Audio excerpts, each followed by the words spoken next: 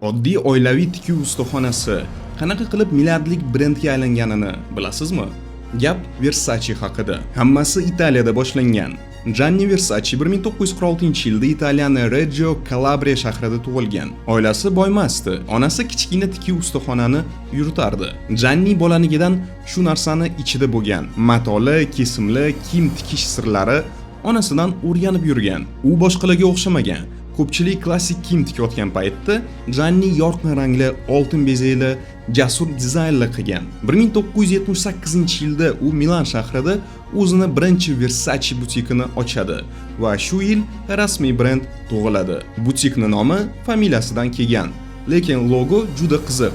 U meduza boshini tanlagan. Qadimgi afsonaga ko'ra, meduzaga qaragan odam ko'z uzolmay qoladi.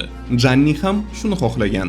Odamlar kiyimiga qarab qolishini. 1980-1990-yillarda brend dunyoni egallashni boshlaydi. Madonna, Elton John, Princess Diana ko'p yulduzli Versace kiygan. Gianni modani shouga aylantiradi.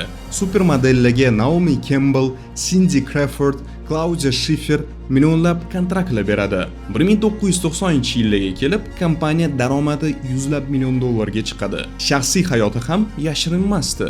Gianni Versace ochiqchasiga gey bo'lgan mashhur biznesmenlardan biri edi. Lekin hikoya yomon tugaydi. 1997-yilda Miami shahrida uyini oldida Gianni Versace otib o'ldiriladi. U paytda atigi 50 yoshda edi. Bu xabar butun dunyoni shokka tushirgan. Bundan keyin brendni singlisi Donatella Versace davom ettiradi.